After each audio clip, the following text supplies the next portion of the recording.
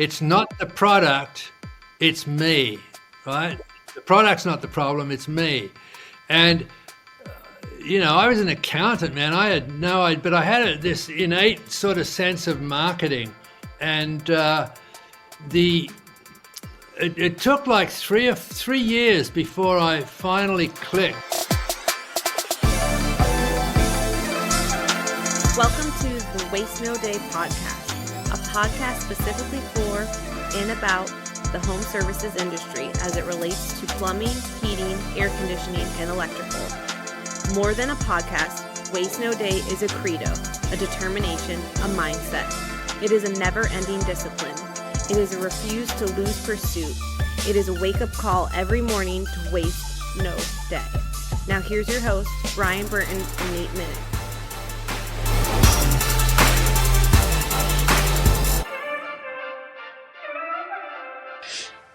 Hey, welcome to another episode of the Waste No Day podcast. Your hosts Nate and Brian hanging out with you again and looking forward to an amazing episode and story that we have in store for you today. Mr. Brian Smith is joining us today. He is the founder of UGG Boots, and he has a story that is going to be near and dear to your hearts, and we are excited to bring him on. Before we do, though, it's time for us to spend a little bit of time with an introduction ourselves. And we're going to start off with a quote from Brian. You have to give birth to a baby. You can't give birth to an adult. And even if you could, would you really want to? Brian Smith, founder of UGG. There he is, the very man we'll be speaking to here in just a minute. Yeah, so that's how he actually put it at a talk that I was fortunate enough to see him at here in Phoenix. He gave a 1 hour keynote presentation and he said that, man. And it was like, I'm in the infancy of this team, this business that I'm part of out here in Phoenix with Mike Brewer. And it was Mike Brewer who took me to that awesome talk and experience overall with the entrepreneurial organization, the EO group, as they call it. And, being where we are in this business right now can oftentimes, you can feel like you wish this infant were grown. And oftentimes in your sales career, and many times in my own personal sales career, I had this feeling like, why is this taking so long? Why am I not already the guy, the top salesman, the number one guy in the nation? Why do I deal with objections still? Why can't I just know how to sell every scenario and every person and every product? And it's like I wasn't mature enough for that yet. I mean, there's even the financial aspect where like I wasn't mature enough to make the money I would have made if I had done that. You would be out there buying like cheetahs for pets and stuff. I wish that's the worst I would have done. I would have been dead, right? Most of my selling career, I was an addict, so I would have been in the grave that much faster. But in every way, shape, and form, you're just not ready for that yet. Now, there are things we can do to mature faster, and we talk about this all the time, but still not enough. Those things are in sales. It's our communication, not at the home, not at the kitchen table. Not even in training, although in training you should be squeezing every drop, volunteering to role play before anybody else every time, making your friends in that room hold you accountable to role playing perfectly and telling you when you're not. But working on your communication outside of those two environments, which is everywhere you go in your daily life, right? Getting better at using gratitude as a tool to brighten people's day all the time for no reason whatsoever, because it focuses you as a grateful person, and then doing it with the client is so much more natural and easier for you. And then asking for things that you want on a regular basis. Nothing's off limits. Like if you don't want a certain seat on a plane, just going up to the stewardess and saying, hey, could I potentially have a window seat if one's available? Like that kind of thing. Always asking for what you want. And when you get a no, you try to find your way around it. It's low risk. Like they ain't kicking you off the plane for asking 3 times. right? But in every situation that you're in, ask for something that you want, and then try again and try again and try again, without being a jerk. Again, just you're working toward making it the other person's idea, or making it something that the other person wants to do. But you have to be constantly making friends everywhere you go, making people feel good everywhere you go, brightening the day of everyone around you, especially strangers, because that's who most of the people you're going to see in the home services are to you the first time you see them. You have to learn to know this skill, develop this skill, and then use it freely. Just make the world a better place around you. And watch how much better you get as a salesperson. Absolutely. And that's something that is important regardless of your career, I think, and something that, Brian Smith demonstrates throughout his story is that, he self-declared himself as an optimist, even though his story had tons of ups and downs, and some of the downs were really down. He continues to have that optimistic outlook on things. And what value that is, Brian. I mean, I remember when you were walking around the offices of the shop here with me, you used the acronym WIG, get your wig on, right? And that stands for walk in gratitude. And it's just an easy way of reminding and kind of a comical way as well to make sure that that's at the forefront of your attitude. And it's so easy for myself included to focus on the negative, or to, get beat up and beat down, and then, live in the mud, wallow in the mud with the pigs for a while, as opposed to cleaning yourself up and getting back up into the air like who you should be. And sometimes that requires the perspective. You need to take a break from things and take a time out. And sometimes that requires the help of some other people around you to give you that perspective if you can't get there yourself. But gratitude is the game changer. Hey, sometimes it requires a life change. Sometimes you're drinking too much alcohol, and that stuff stays with you a couple days. So if you're going crazy on the weekend and you're finding yourself miserable on Monday, Tuesday, it's time to tone it down. Sometimes it's time to tone down the caffeine, because almost all people can have too much caffeine and they get super negative, and you don't even know it's happening. You just think it's circumstantial, but it's not. You're causing it. And sometimes you just need a little bit more sleep. This would be a great time for our sponsor, CPAP. But we don't have sponsors. I thought you were going to say Sleep Number. Like, can we get them in on this? Okay, Sleep Number. Yeah. Because the CPAP in particular for me is because I use one. And I'm not a really heavy guy, although I'm 5'11" and 215, so I am heavy. But I snore. And when you snore, you don't breathe very well. And when you don't breathe very well, you don't sleep very well. You might feel like you were asleep all night, but you're not getting great sleep. And these CPAPs, man, they're lifesavers. They're for real lifesavers. Okay, that's enough. We're not. No, I don't care. We did an entire episode on this, literally. They did the intro for the Carlos Mendez episode. It felt like an entire episode. So, I do recommend, if you're it is crazy that we're talking about that on like a friggin' home services podcast, but it's been such a game changer for me and other people I know who got it. I'm just like, go get a sleep study done. If you find out you snore, go get a CPAP. Watch your life change. All right. See, and what you're talking about there is the experiential data, right? Which is part of Brian Smith's story. And we're going to get into that in just a minute here. But experiential data, and most specifically your personal experiential data, can be an absolute game changer when it comes to sales. It's just a little bit of a teaser there for you. Yeah, buddy. Speaking of teasers, it's time now to entice more of you to leave us fantastic reviews by getting yours read live on a podcast that's pre-recorded. But anyways. Live on a recorded podcast. Brian, who are we highlighting this week? Wasted too many days. Oh, this person's name is HVAC Elite, but I hardly believe it because he or she used TOO properly.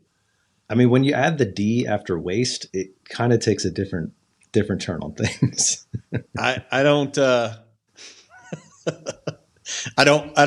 in a lot of HVAC groups on Facebook. I don't know that I've ever seen an HVAC person use the correct TOO when they used it properly, and usually they would put TO right here. Right. So well done. I don't know. I'm suspect, buddy. You sure you didn't do this? Is this you? I'm sure you did this, didn't you? 5 stars. Where have these guys been all my career? I listened to all of the other HVAC shows out there. There are other ones. And none of them come close to these guys, especially when they talk about selling. When they role play, I pull over to take notes and always sell bigger tickets and have happier customers when I use their stuff. All right. HVAC Elite. Dang, okay. That was a good review, Mr. I like it. Yeah. I'm going with it. I agree. He's elite. He's an elite review writer. That's for darn sure. You're elite too, Brian. TOO. Thanks, buddy. TWO. Right. I love when they role play, I pull over to take notes. Like, I'm not saying you got to pull over and take notes. Hopefully you're heading to a job or to be with your family. But when they role play, I take notes. And we talked about this a few weeks ago, which is like the meal can be prepped and ready and full of nutrients and calorie dense with protein, but you still have to get your knife and your fork and chop it up and eat it, right? Mm-hmm. And if you just become a lifelong observer, and maybe you're just observing with your ears when it comes to this show, but where you just hear little nuggets and you're like, ooh, that was a good one. And you shoot me a text and on Facebook or whatever. And you're like, oh, bro, this part, it's all great and everything. But if you don't actually write it down and then get home and record yourself doing it, what was the point? Like, what was it all for? Now, there is a subconscious element to it because I know it firsthand because I listened to that hour-long Brian Tracy tape my mentor gave me 100 times in a row before he would give me a different tape. And I would just be random. I didn't know anything about taking notes or role playing back then, but I would be in a selling situation and it was like Brian Tracy just spoke through my face and something he had said in that tape would just come right out and I would sell something that I normally wouldn't sell. So there is the subconscious programming happening for sure. So it's better than nothing, but man, go get your notepad, write it down, screen record a piece of it, play it back to yourself, or do what a lot of people have said they do who listen to this show, which is they're driving and they get to a spot where they just got to hear this again and they just do a screenshot of the time. And then when they get home or at the shop or whatever later, they go back to that picture. They see it was 16 minutes and 23 seconds. They rewind back to there and they listen to it a couple times, take some notes or whatever. That's a great idea. Yeah, people have texted me that one way or the other. You got to be able to to retain it, take notes, study it, use the material. And you're going to want to use the material from today's show because it's going to be some really great content, and we are very excited and privileged to put Mr. Brian Smith in your passenger seat.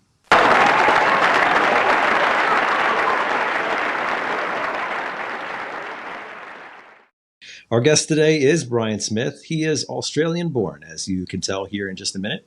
He was raised with an enduring passion for surfing and surf culture. In his youth, he enjoyed the epic waves on both coasts of his home country. He was educated at the Institute of Chartered Accountants Australia, where he received his first of many business credentials. After 10 years as a public accountant, Brian felt a burning desire to do something that would fit his passion for surfing while looking for a business idea that would allow him to support himself.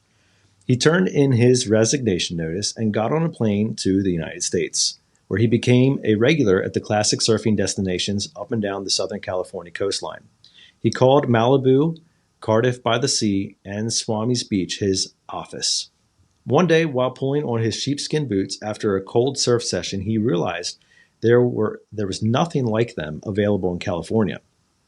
He and a surfing buddy shipped 6 pairs from Australia to show them around in search of interested takers. It was at that moment that the UGG brand was born. Brian called on every surf shop up and down the California coast, enthusiastically showing prospective retailers the UGG prototype. Most of the shop owners would deliver the same disappointing reaction. Brian, we sell flip-flops, not boots. Not willing to give up on his idea, he then embarked on a laser-focused effort to gain endorsements and support from the surf community, of which he was becoming a respected member. Finally, with 2 young pro surfers on the UGG team, a new cult was born, and UGG became the cool word on California campuses and beaches alike. Had he not diligently stuck to his vision, the idea of UGG boots would never have come to fruition. Undaunted by the surf shop owner's initial rejections, Brian forged forward with his dream, and we all now enjoy our much-loved and favorite casual footwear, UGG boots. After 17 years, Brian sold his company and the brand to Deckers Outdoor Corporation. With their resources, the casual comfort segment of the footwear industry came to life, and the UGG brand now garners more than $1 billion of sales per year and year after year. Having developed the art of storytelling throughout the years, the stage became the perfect place for Brian to present to business owners the ups and downs of being an entrepreneur. He found that he not only enjoyed giving these talks, but his audiences were responding in wide embrace to his stories like he never could have imagined. The size and scope of the audiences grew, and now he is one of the most sought-after speakers in the world today.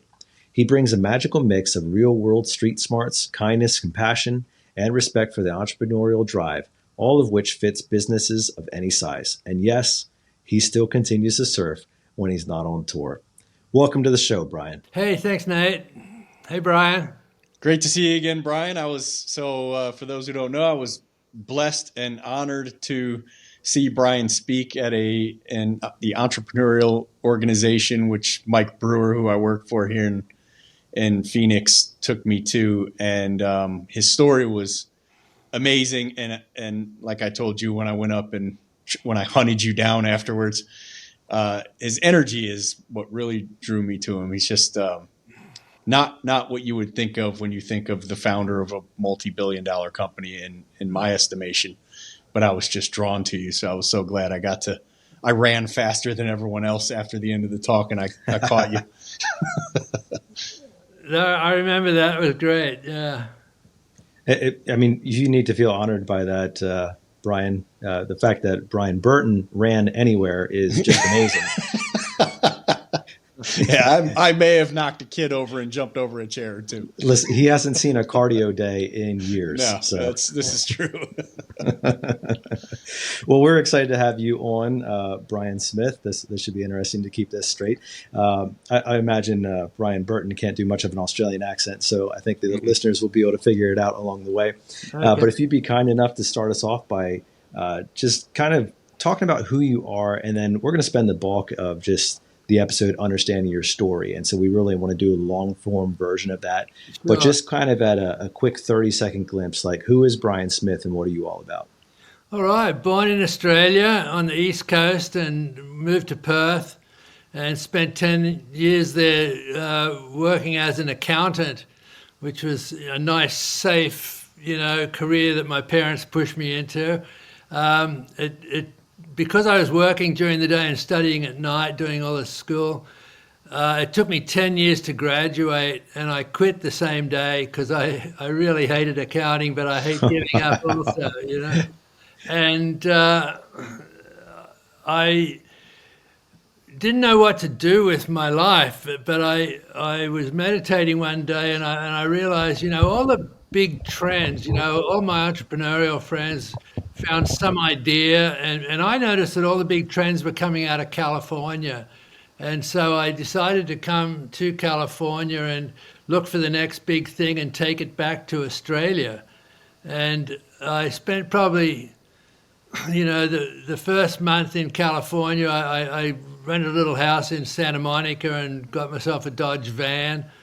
And I had my surfboard, and that's about it, First thing I did was go straight up to Malibu because that was like my surfing mecca. I'd surfed all my life. And I just spent, month after month looking around for, billboards and newspapers and, different products. And I had no idea what I was going to get into. But it was about the 4th or 5th month I was there.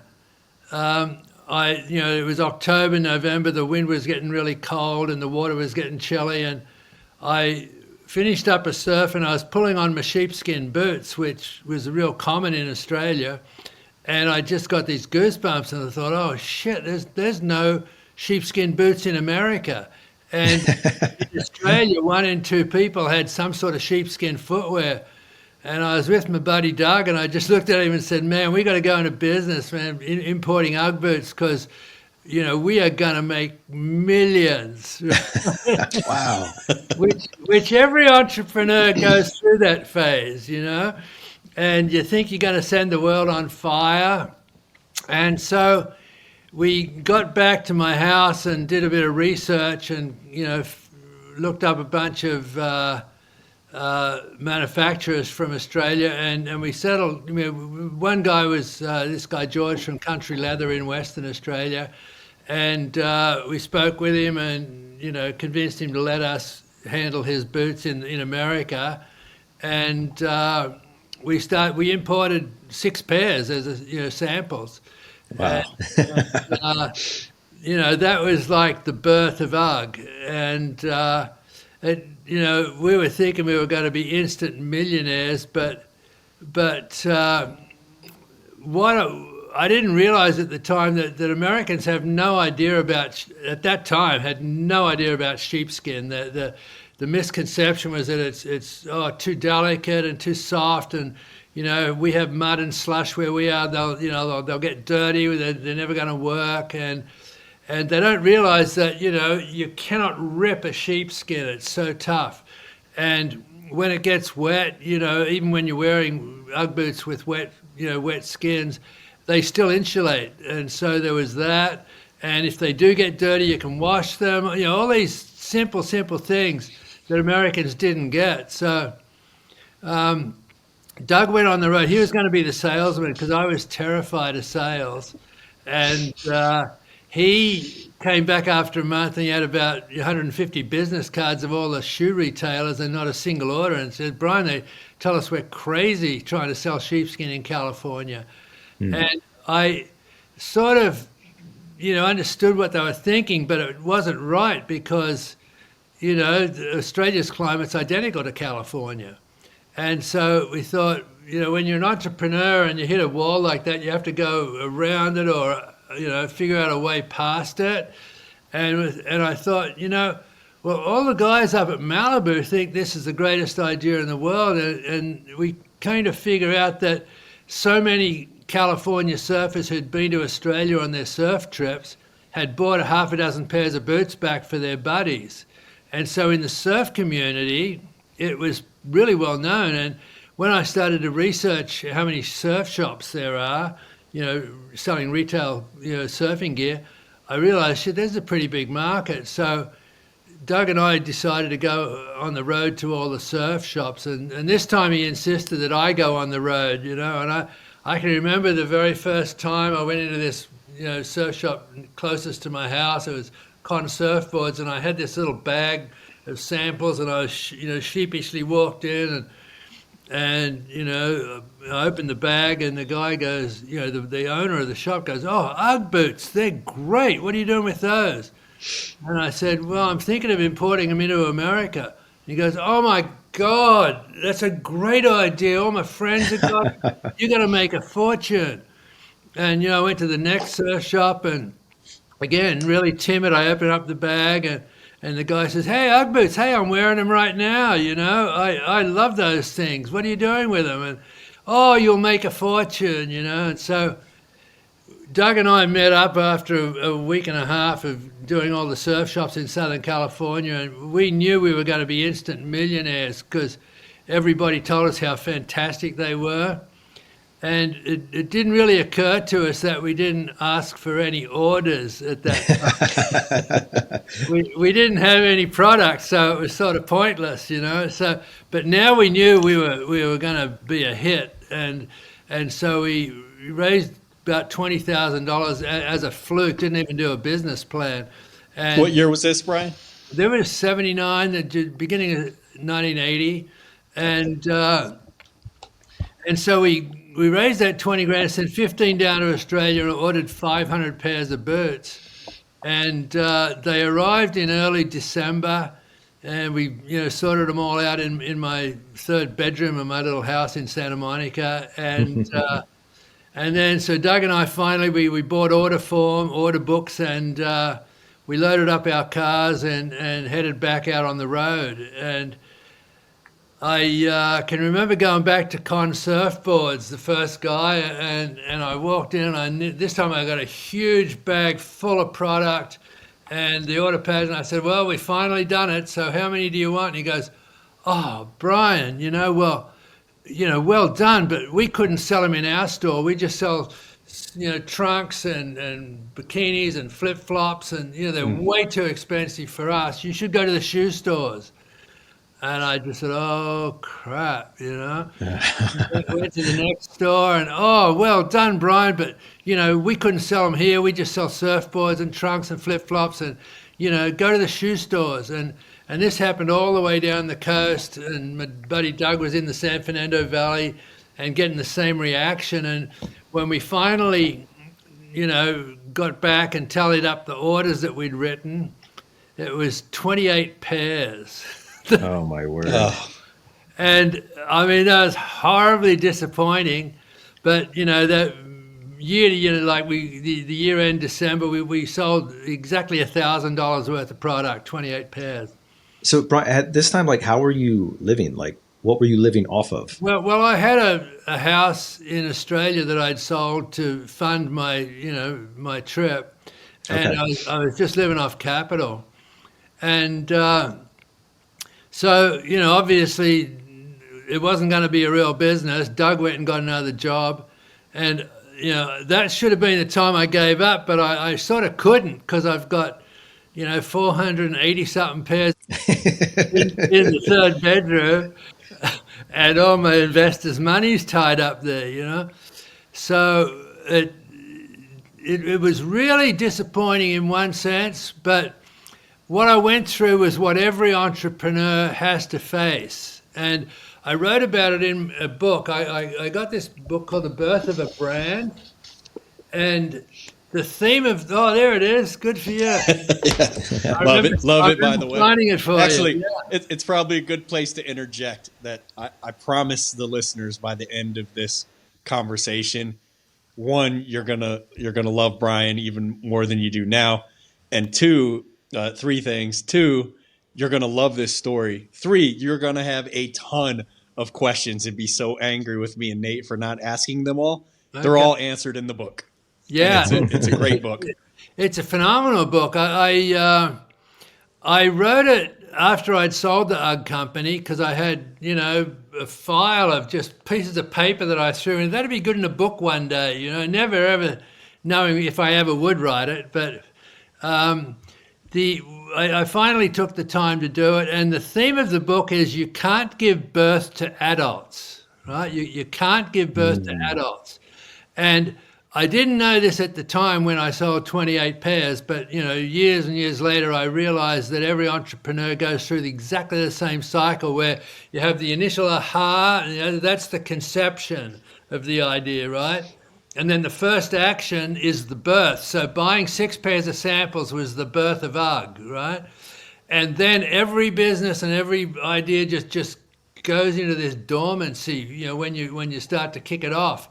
And it just lies there, just like an infant, and it lies there, and you got to keep feeding it, and changing the diapers, and it's an unbearably long time, it seems, with nothing happening. But eventually it'll start toddling, and that's when your first true believer friends are all got the product, or this, and they're telling all their friends, and magazines are writing articles about you, and that's like the toddle, that toddling stage. And then, if it is a good product and service, it won't take long and you'll get into the youth phase, which to me is the best of all time, because, the sales and marketing is working, the office and administration and warehouse is working, and the sales force is working, and, all the things are clicking, and you can run a $20, $30 million company in that phase. But if it is really great product or service, you're going to hit the teenage years, and you can probably recall, on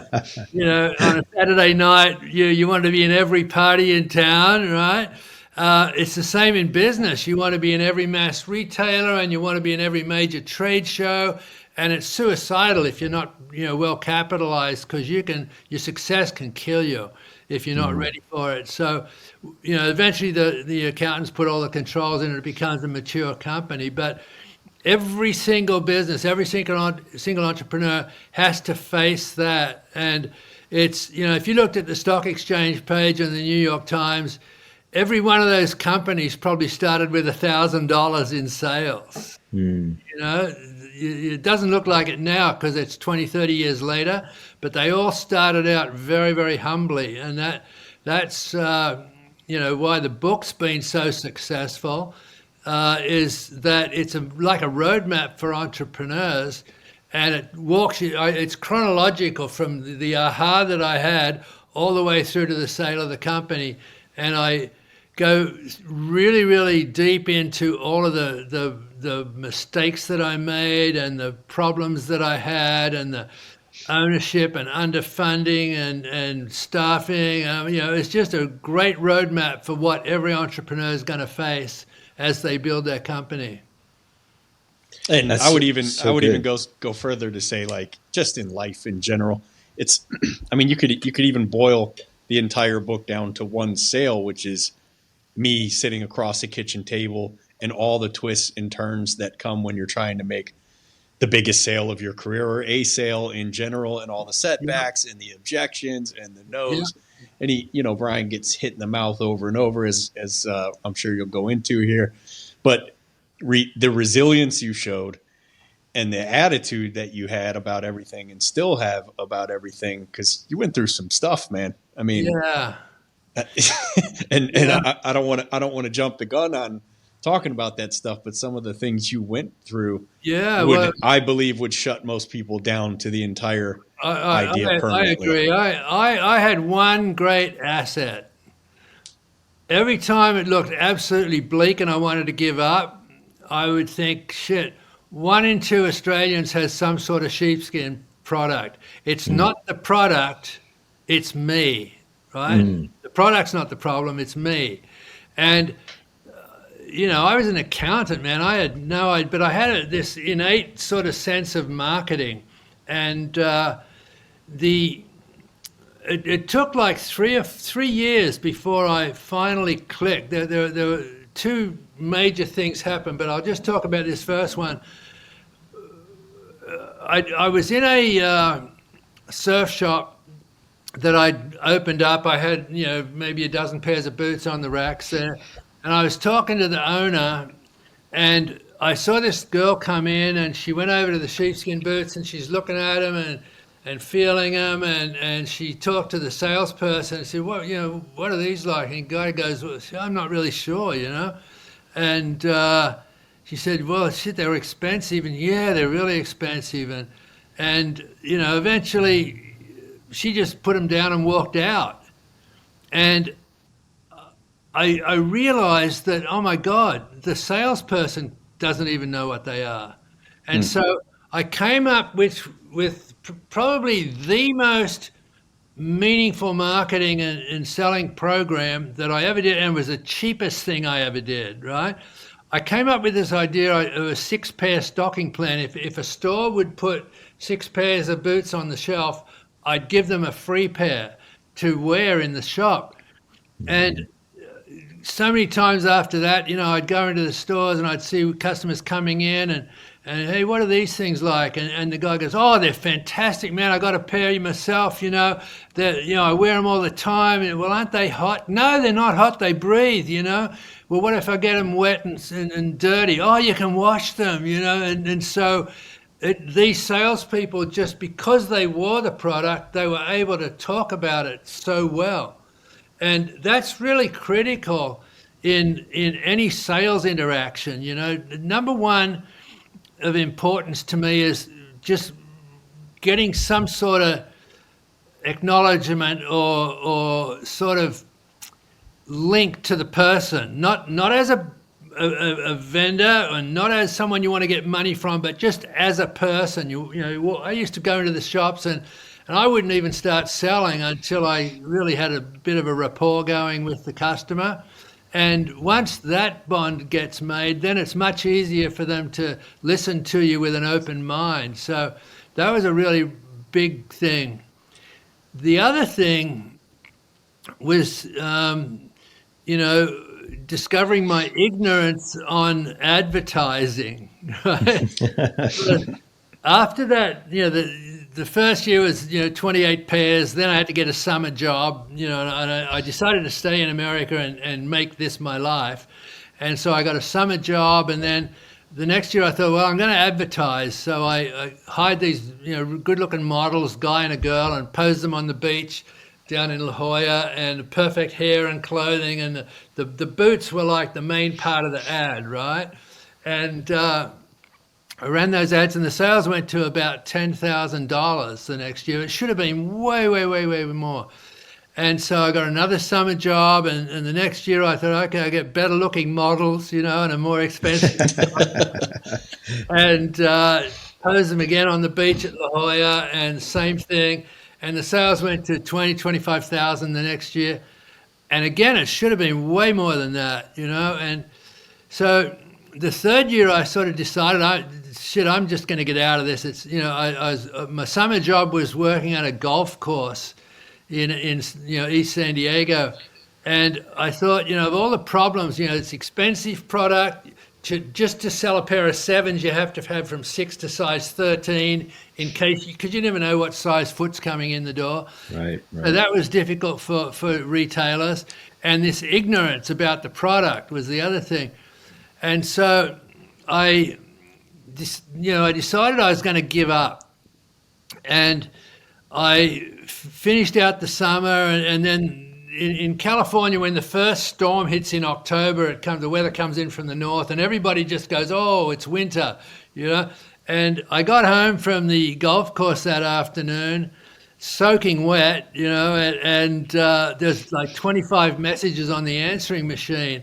It was going, from all my retailers going, "Oh, Brian, the store's been full of people asking for Uggs. We've sold out. Can I come down and get some more?" And every single message was the same. And I realized, oh, shit, I can't even go out of business, It was like, so I called up Australia and I ordered a few hundred more pairs. But before doing my advertising this year, I thought, I'm really striking out. I have no idea what I'm doing. And so I called a buddy who was running a Scholastic surf team in Orange County, and I said, "Pete, you got any of those young kids that are going to turn pro soon? Because I need to, sponsorship or something." And he gave me these two guys, Mike Parsons and Ted Robinson. And this time I didn't hire a photographer. I just went to surfing with them to Black's Beach, which is in La Jolla, and Trestles, which is up in San Clemente. And the walks are a mile to get to the water. There's always fantastic surf. And I just thought that, well, everyone who reads Surfer magazine is going to know this spot, right? So I just did a couple of shots of Mike and Ted walking to and from the beach wearing the Ugg boots, and I selected a couple of images and ran the ads in Surfer magazine, and the sales went to like $220,000. Wow. Right? Purely because I got to backtrack a little bit. Before I ran the ads, I had a buddy of mine who owned a surf shop in San Diego, and he and I were talking about this problem, and he just said, "Shut up, Brian." He calls out to all these little 12, 13-year-old kids in the back room who store their surfboards there, and he said, "What do you guys think of Uggs?" And every one of them just went, "Oh, man, those Uggs, they're so fake. Those surfers, those people in the ads, they can't surf." And that's when I realized, shit, I'm sending the wrong message to my target market. And when I saw it through their eyes, it was embarrassing to see how bad these ads were. I was actually killing my brand by running the wrong type of ads. I was turning people off the boots, not on. And that's when I hit on the idea of the young pros. And just by having them show up in the photographs, and by the way, in the magazine ad that big, the boots were so tiny you could hardly even see them. Mm-hmm. And it made me realize that it's not about the product. You never advertise your product per se. You advertise the feeling and the benefit of how they're going to feel when they get a pair.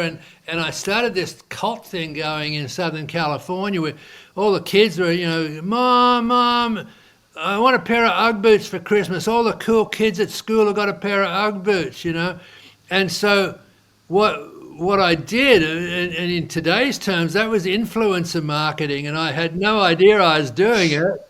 But that's exactly what it was, And I just started this cult in Southern California that every cool kid, if you didn't have a pair of UGG boots at high school, you were just not cool. And so that was like the breakthrough. And so, for you and your audience, when you're out selling, you don't, come in with all the materials you're going to use, or you sell how it's going to feel in the house when they've got all this done. You're going to love the way this is going to look. And so you're not selling the service as much as you're selling the end result of how people are going to feel when they, do a contract with you. That's so spot on. And I mean, ours is a technical profession. Yeah.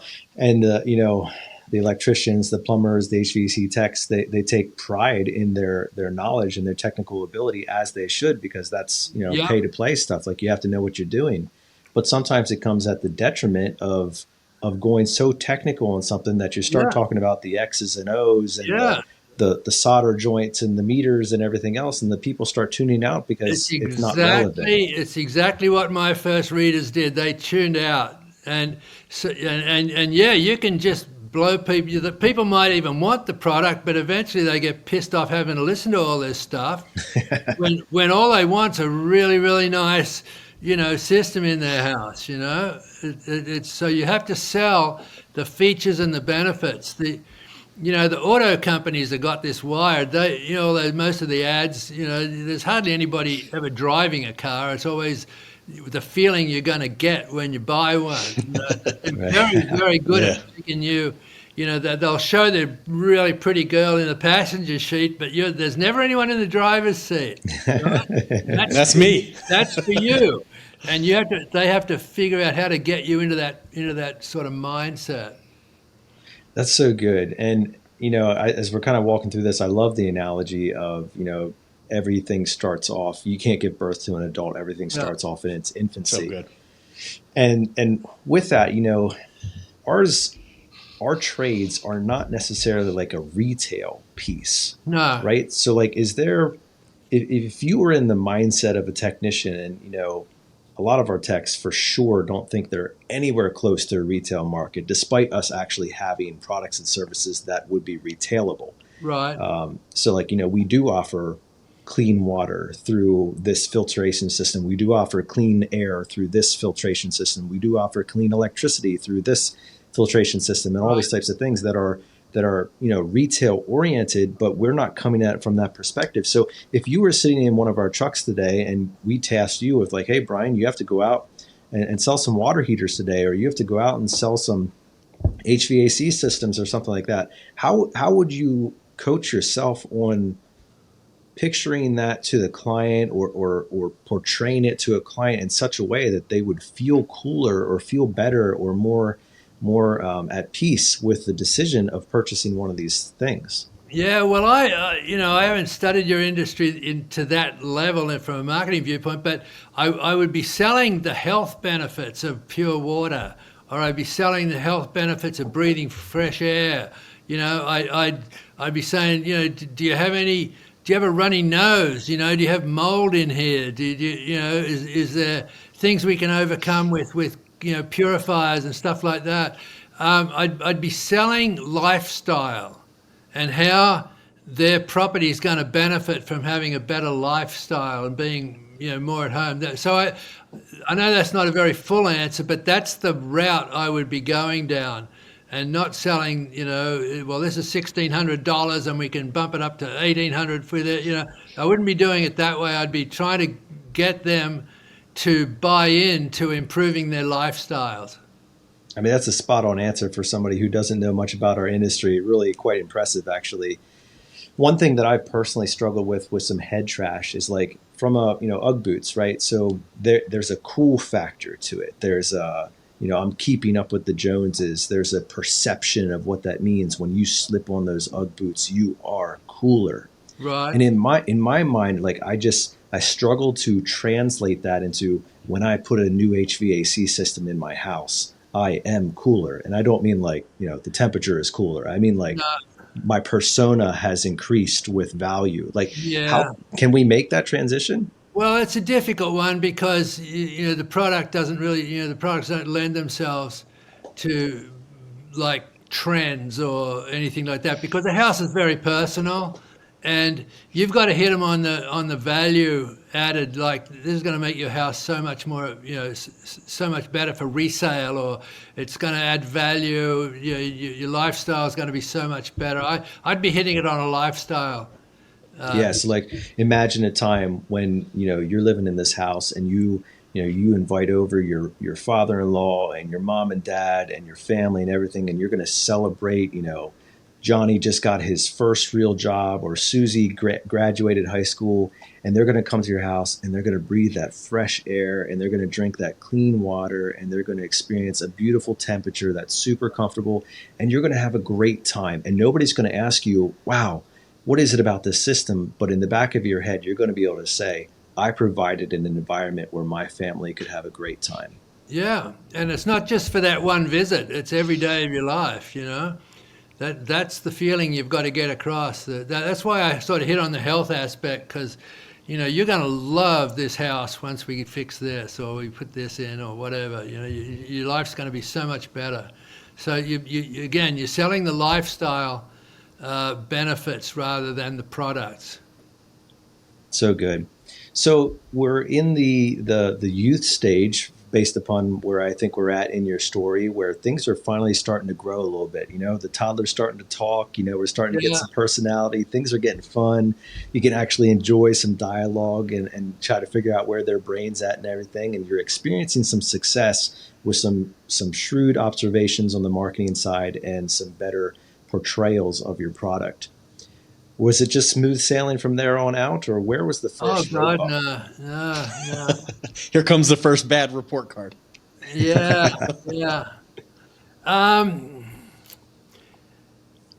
The interesting thing with growth, and this is mostly for retail products, right? So it's not exactly applicable, but there's going to be a lot of your audience who are succeeding in growth, and they're going to want more capital to get a better van or a slicker delivery system, or and so that's when things can get dangerous, when you have to go out looking for investors, right, to come on and help. And if you got reasonably big and you're out, you've outgrown the friends and family loans and all that sort of stuff, and you really need a serious partner, that's when some troubles can start. And because even though we started out really, really small, we started doubling every year, and to sustain that sort of growth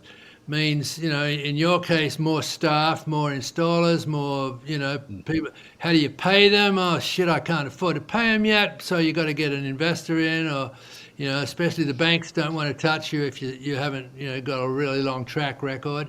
And so in my case, I ended up, with my first $20,000 investor, they didn't have the money to buy $100,000 worth of product, so I had to find a $100,000 investor, and they didn't want the old one in there, so I had to buy the old one out.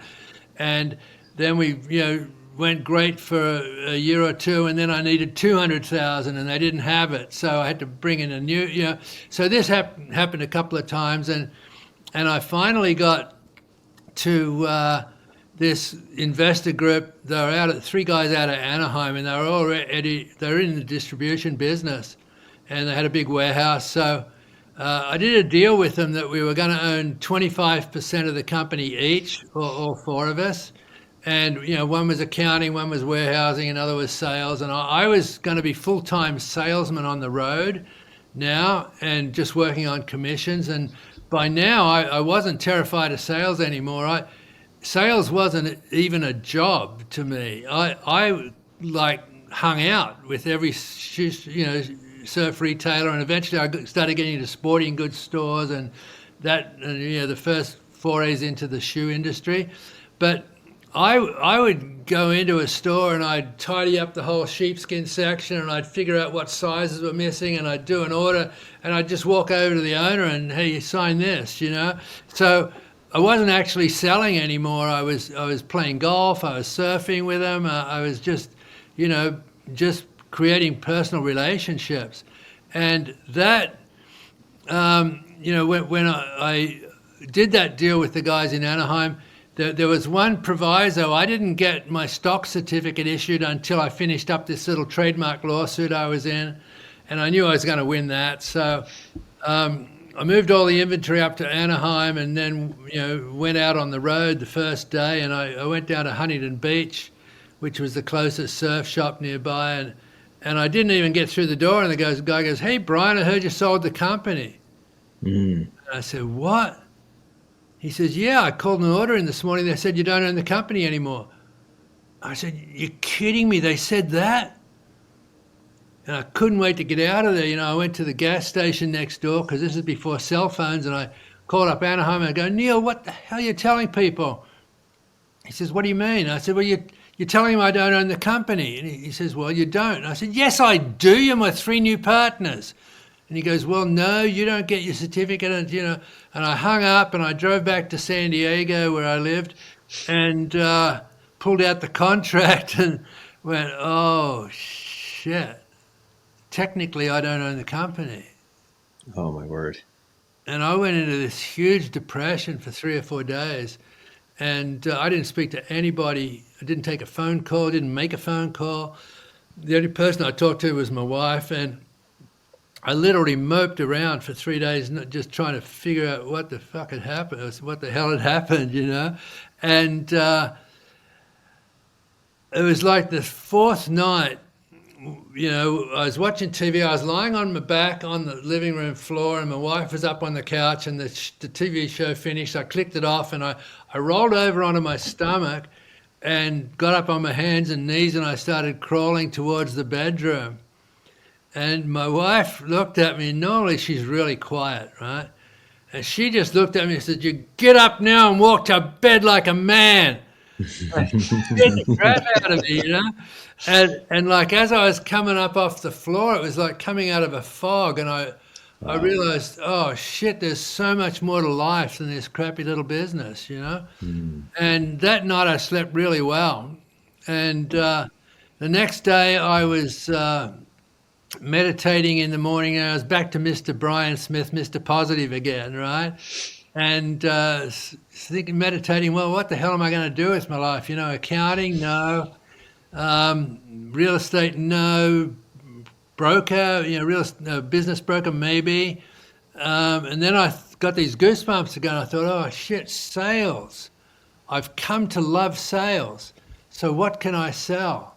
And that's when the goosebumps hit. And I thought, oh my God, UGG boots. I love UGG boots. I'm on a mission to, so I called up Anaheim. I ate humble pie, and I said to the guys, look, I may never own the company, but I want to go out on the road and I want to get a pair of UGG boots on every single person in America. And so we made a deal that they would never tell anybody that I sold the company.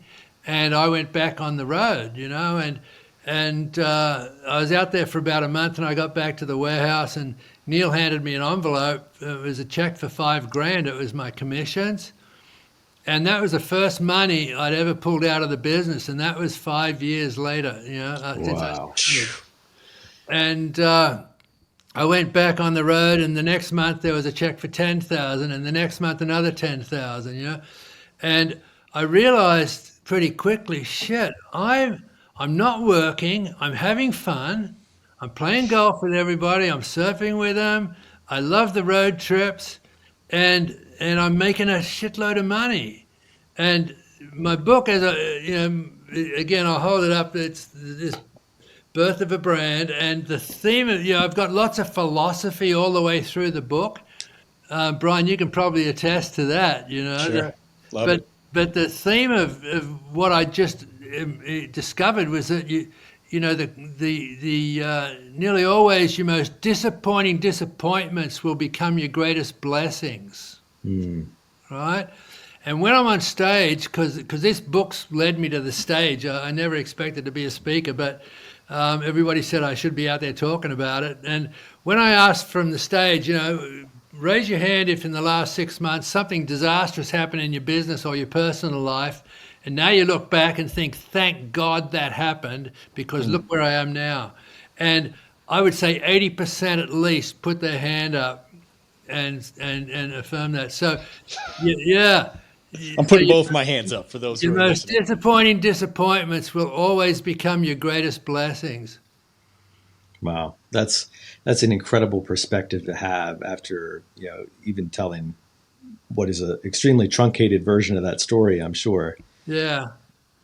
So, I mean, where did you go from there? I mean, you're making the sales; things are going great. Yeah, well, from your perspective, I assume. The next 3 years was the best 3 years of my life, because I put up 1.5 million frequent flyer miles just traveling with all my sales reps, because I had 30 sales reps all across the country, and I would say, okay, Denver, I'm coming in next Monday. I want your 10 top accounts, right? And we'd stay there long enough to visit all 10 of the potential customers. And again, by now I'd realized that you never ever try and sell a pair of UGG boots until they've tried them on, right? Because I'll backtrack a little. I was at a ski show once, this is in the early days, and this woman came by. We'd sold nothing for 4 days, right? And this woman came by, and I knew she owned like 12 ski shops in New England. And she was saying, no, we have mud and slush, they'll never work. No, they look too hot, And I walked over, and interrupted the sales guy, and I said, excuse me, man, would you mind just trying one of these on? Oh, no, I don't need to, Anyway, she was wearing Reeboks and socks, so she took them off and put the UGG boot on, and she just goes, oh my God. And I swear I've heard that more times than I can remember. Oh my God, I could sell these in the after ski department. And she put an order in for like, 30 pairs for 10 stores, like 300. That was more than we'd sold the entire previous year, Wow. And then I realized the importance, and I told every sales rep that I had, never ever try and pull the boots out of the bag until they've tried one on, and then you can start the sales process, right? So anyway, that next 3 years, I made a huge amount of money. I was traveling everywhere, New Jersey, South Dakota, Georgia, like all over the country. And, for 3 years, made a huge amount of money. And then finally, in that 3 year period, Neil had bought the other two guys out, and he owned 100% of the company. And he called me up and said, hey, Brian, you finished the lawsuit. Come on in next week. I got the lawyers ready. We're going to issue you 25% of the stock, and we ordered new company cars, and we took out life insurance policies on each other, and We've got to do that, Nate, by the way. Yeah. yeah, Sure. when you hear the end of this story, you're definitely going to do that, right? And so I was so stoked, and I was out on the weekend, and my wife called. Now I had a car phone, which was pretty sexy, and my wife Laura was crying, and I go, Laura, what's the problem? And she goes, oh, Neil's just died. Oh my word. So he was in a motocross race and had a massive heart attack, and they couldn't revive him at the hospital. So I knew his wife had never set foot inside the warehouse. She had no idea what the business was. And so I called her up and said, look, I'll come up tomorrow. We'll try and figure out what to do. And the short story is I committed to spending the whole year, because this was like late January. And I committed to spending the year trying to get the company on its feet and figure out what we could do with it. And I said, I won't charge you anything. I'll just work off the commissions that are sort of trailing in. And I'm not going to go into it because there's 2 chapters of my book, but the life is so funny. With the passage of time, things change, right? It was the hardest year of my life, time-wise, because I had to started out commuting 2.5 hours each way for the first 2 weeks, and then I just got the train up on Monday morning and back on Friday night, and I was always chronically ill on Fridays because I'd been up all night working, and I was trying to raise money to get the good part was that we just brought in charcoal and black as new colors, and they were just kicking ass out there with all the sales reps. So we had this humongous amount of orders coming in, and I couldn't get financing. I'd written a business plan. I took it all to the banks. No, it's a fad. It won't be around. I'm going, it's not a fad. It's like 8 years. And they go, yeah, but fashion changes overnight. You won't be around next year. So I couldn't raise money. My supplier was really balking because he wouldn't start production until he got, deposits, and I didn't have the money for that. And so it just went on, March, April, May, June, and I'm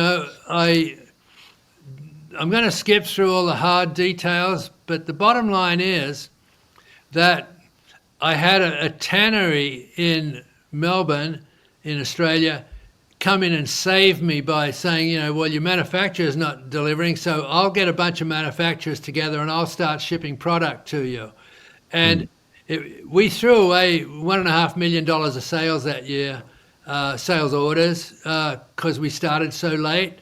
But at least we finished up the year with having product. Even it was the shittiest product we ever made, but it had UGG labels on the back, which was the most critical thing.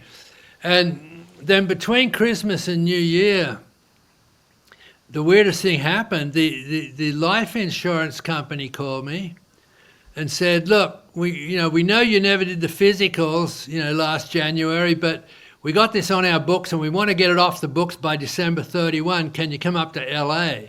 So, I had 4 or 5 days to do that. So I got my lawyer and we went up and spent most of the day negotiating. And I got enough money out of the lawsuit from a settlement that I was able to buy his widow out 100% with all the assets paid for and all the profits for the year. So she made out, because she would have lost everything had I walked away. So she was, fine.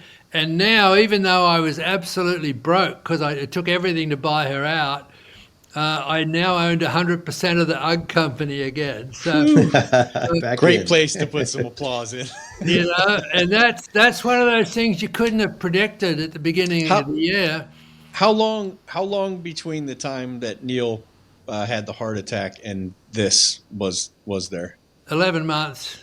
So within 11 months, like you had a deal all but done to get 25% of the company back in stock. And then right before you sign the paperwork, he has a heart attack and dies. Yeah, it's insane. So what a roller coaster of a year. Yeah, and think of how lucky that was. I can say this now because that was a long time ago and we don't have the emotions involved, but would I have rathered up being broke with 100% of the company or own 25%? I just got so lucky that I ended up with 100%. And from then I was able to, because we had such a great season, even though we threw away all those orders, it was still a successful season because the new colors were just so hot. And it was much easier to get financing for the following, successive years. So what year was that, Brian? That was 1980. Wow. So I started.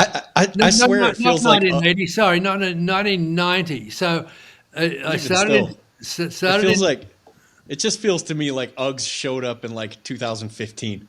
Yeah, most people right? think that. Yeah. I just sidebar. couple of years back, I discovered Subway sandwiches, and I go, oh shit, I should get in on this and try and buy a franchise while it's really new. And a couple of days later, I was in there again, and I looked at the napkin, the paper napkin, and it says, "Hey, Subway's celebrating 25 years." So I totally get what you're saying. Yeah.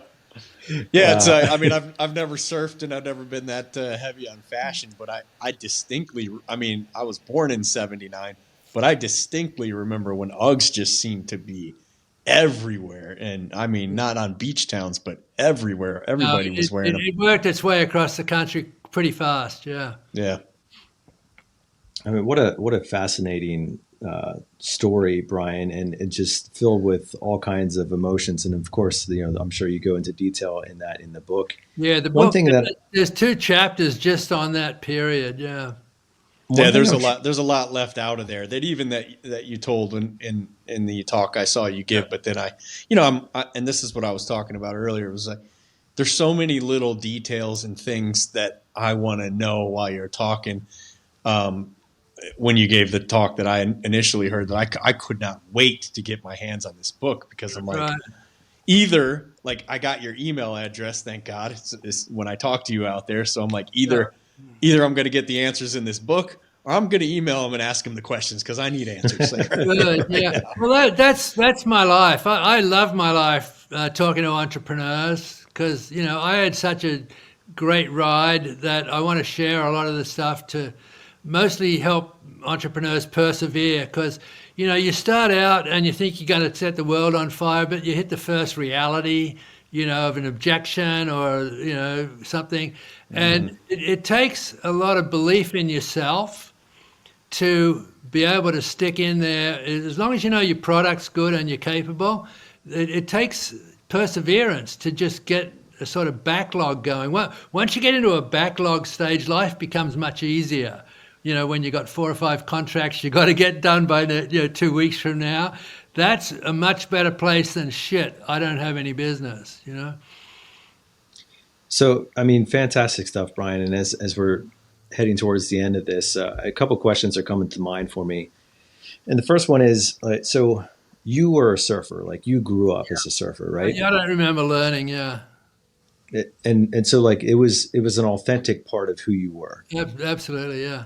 I'm trying to understand in my mind, like if you were an authentic surfer and you had the mentality of a surfer, how did you miss the fact that Ugg boots would be perceived as fake when, you were a surfer? So you should have had the perspective that like, this is how people are going to view this, but you didn't. And I'm curious as to how you see that now. Let's say I got there. Okay. It took 3 years. It took 3 years, but I finally figured out when those kids made me look at my ads, like I was just like like a cigarette company with a smiling people, and or clothing companies with smiling people. I tried to put a couple of people on the beach in Ugg boots smiling. That was my understanding of advertising. But now I realize that there's a difference between building a product and building a brand, right? And this will be really informative for your followers, because your brand is not your trademark registration, right? Brand is not your logo. A lot of people get hung up. I can't tell you how many people approach me and say, oh man, I've got this clothing line idea. I've got this fantastic logo. It's going to sell millions. Can you help me? And I say, have you sold any yet? Oh no, I got the logo. Right? It's just such bullshit. And your brand is not your product, right? Your brand is what people think of you, right? Now, for your industries, what people think of you is how good a job did you do, right? What's my lifestyle like after you've been there? And if you are successful in getting really happy customers and you get testimonials from them, that's the most powerful type of advertising there is. Hey, I bought this. I love it. you guys should have it, right? So that's what, if I was giving advice to all of your installers and salespeople, it's building that relationship one customer at a time and doing a great job, because your brand is how good the customer feels after they've finished, interacting with you. If they still love you, you got a business. If they're pissed off, they're going to tell other people, don't go near that guy. Mm-hmm. So the critical thing is to do a great job, leave them satisfied, even if it's not perfect. You come back and fix it, right? Because that reinforces, these guys are so good. They came back and and then what are they likely to do?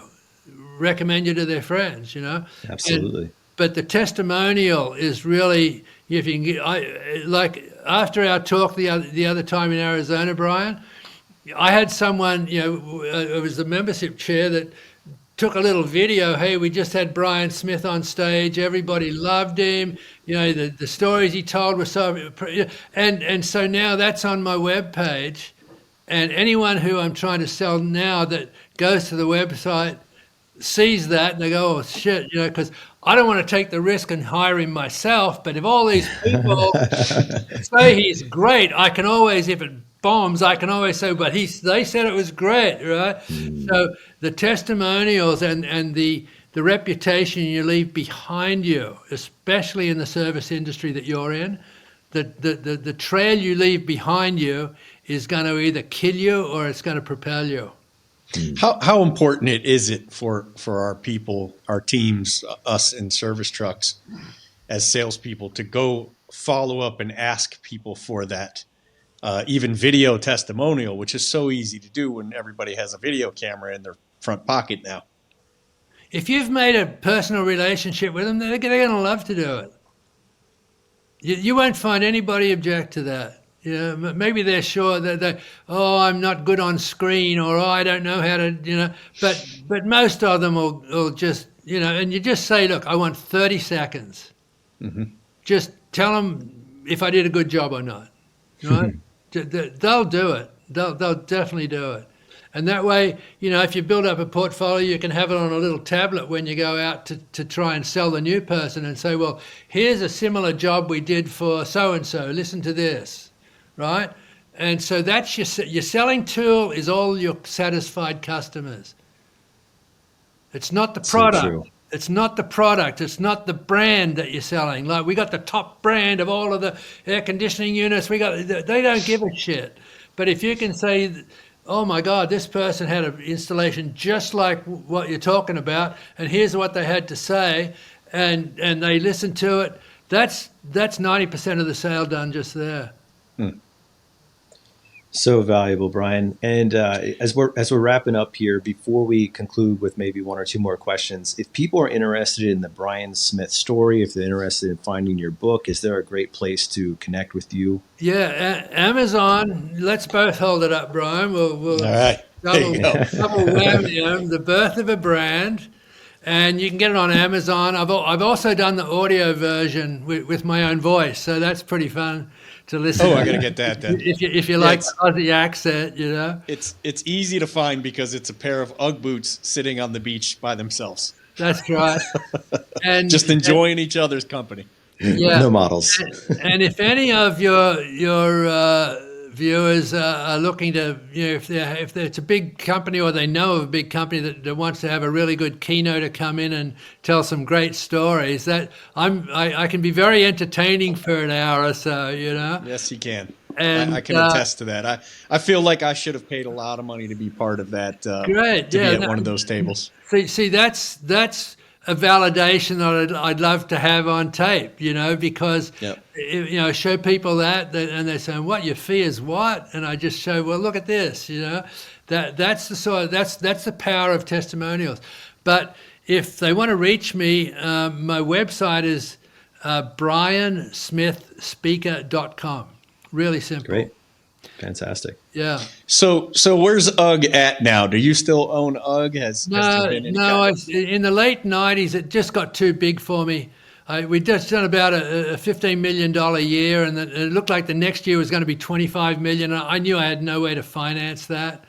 And I ended up selling it to a buddy of mine, and I met him first. You know, I remember that year we sold 28 pairs. Well, for the next couple of months, I used to put all the product in my van, and I would go surfing up at Malibu at 6:30 in the morning, and by 8 o'clock I was just, you know, the doors were open and I was open for business, right? And I had this incredible walk-in sort of clientele, you know, the word of mouth thing, because people were seeing UGG boots all over, you know, Los Angeles, and they're going, "Where'd you get those?" And, "Oh, there's a guy up in Malibu in the parking lot," you know.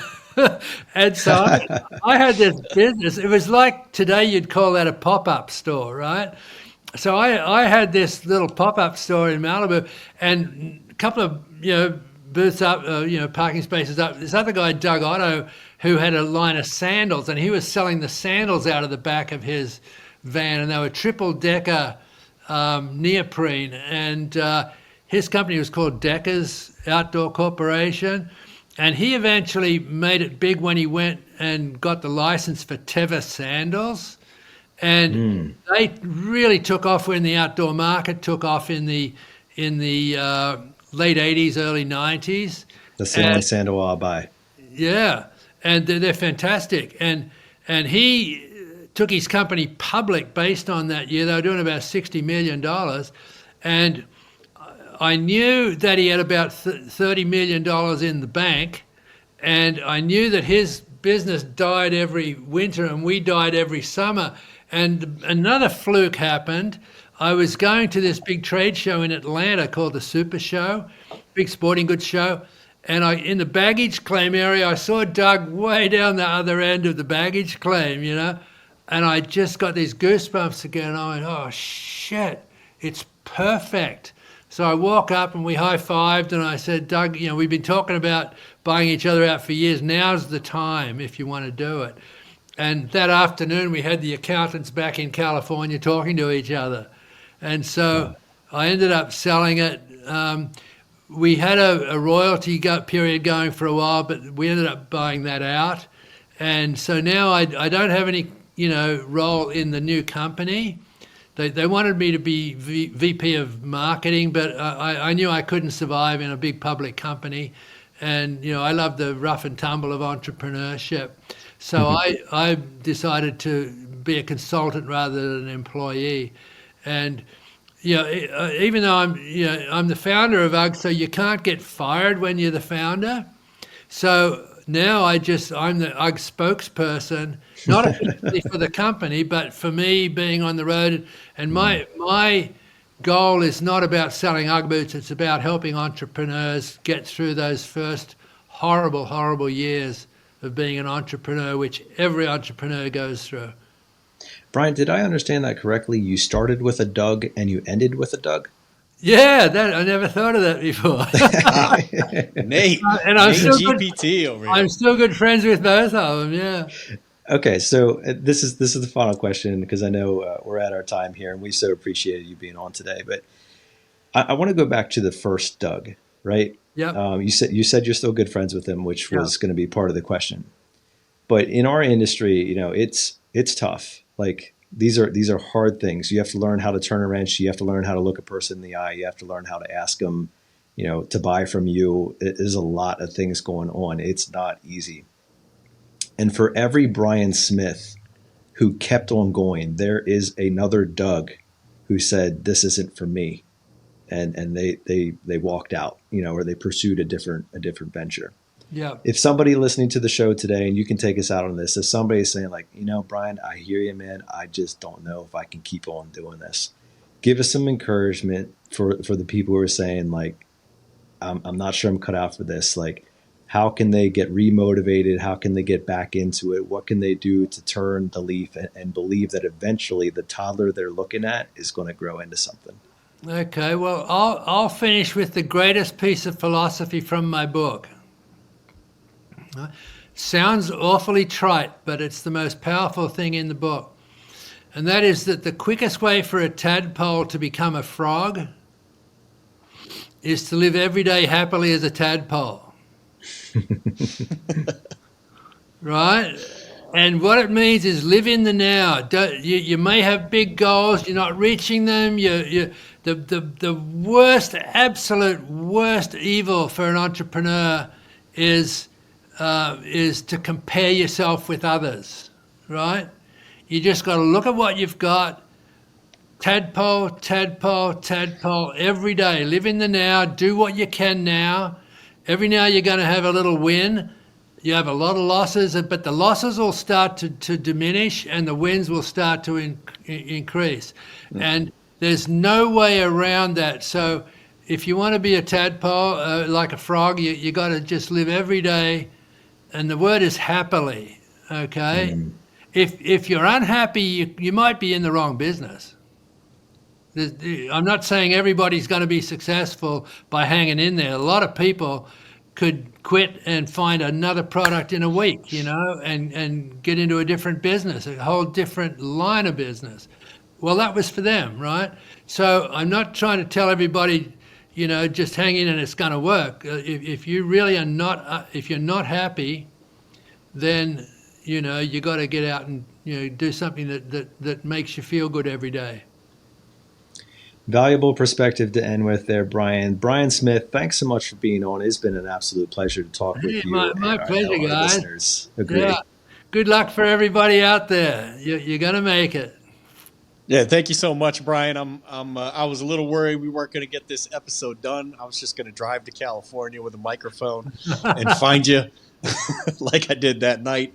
I can't thank you enough for coming on.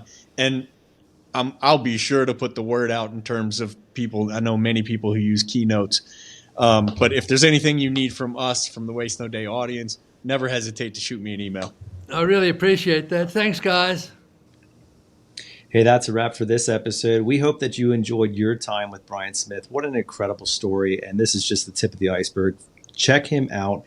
Check out his website, briansmithspeaker.com. Look up his book on Amazon and hear the rest of the story, as Mr. Paul Harvey used to say. But great stuff from him today, and what an amazing story. I hope you can find application and inspiration in his words and put that into your career today. We're going to leave you now with our weekly challenge, which continues to be the same: to choose to wake up each and every morning and waste no day.